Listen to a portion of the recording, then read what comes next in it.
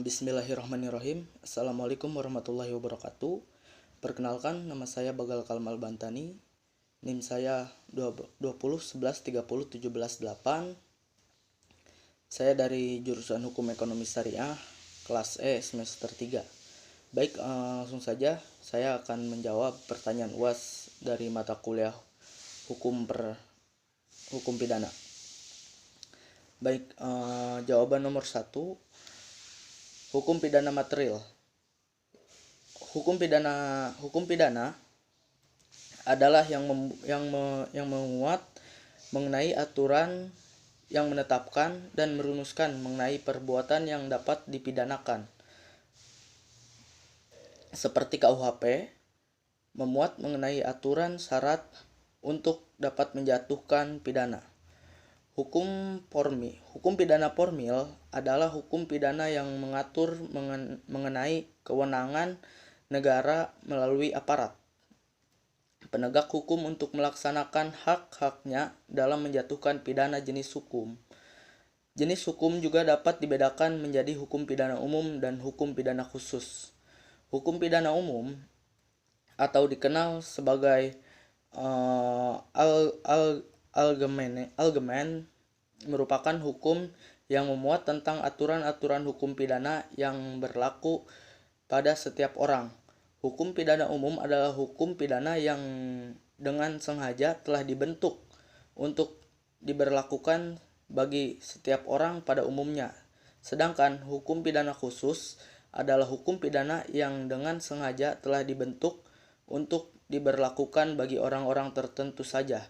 Misalnya bagi anggota-anggota bersenjata atau aparatur sipil negara. Baik, dilanjut. Nomor 2, nulla pena sine lege. Yang dimaksud dari tersebut adalah tiada pidana dalam undang-undang nulla pena sine crime atau tiada pidana tanpa perbuatan pidana. Nullum crimes sine pound legal, tiada perbuat pidana tanpa undang-undang pidana yang terlebih dahulu ada. Selain berlakunya hukum pidana, menurut waktu yang menganut asas legalitas dikenal juga hukum pidana berlaku menurut tempat yang terdiri dari asas 4, yaitu asas teritorial, asas personal atau nasional aktif, asas perlindungan atau juga yang biasa disebut asas pasif, dan yang terakhir asas universal. Nomor 3, asas teritorial adalah peraturan yang dipergunakan dengan menghasilkan kedaulatan negara berdasarkan hukum internasional dalam mengatur segala sesuatu yang terjadi dalam batas wilayah negara sendiri.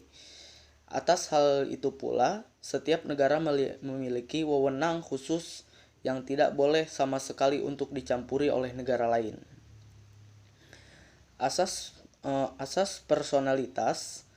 Asas personalitas tertumpu pada kewenangan kenegaraan pelaku tindak pidana.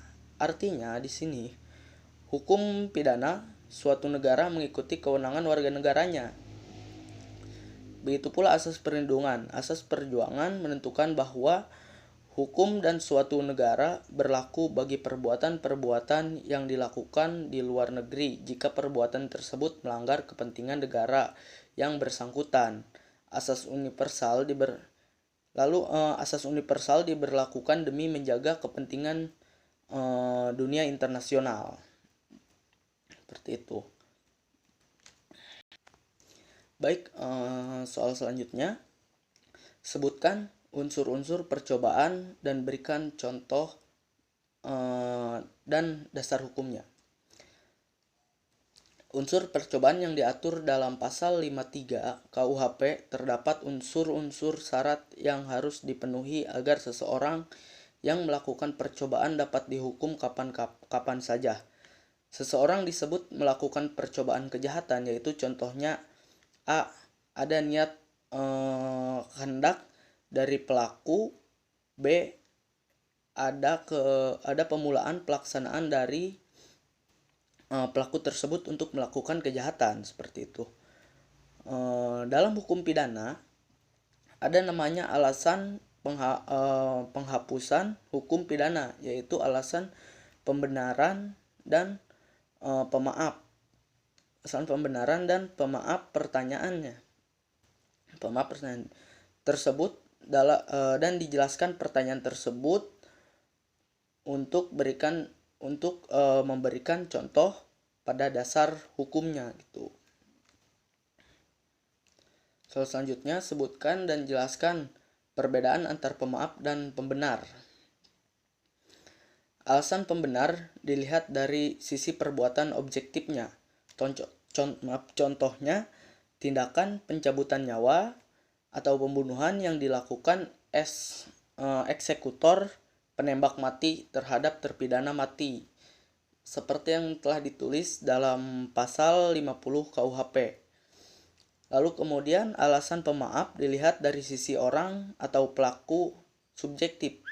Contohnya, lantaran pelakunya tak waras atau gila hingga tak dapat mempertanggungjawabkan perbuatannya. Itu seperti yang termaktub dalam pasal 44 KUHP. Baik, cukup sekian dari saya.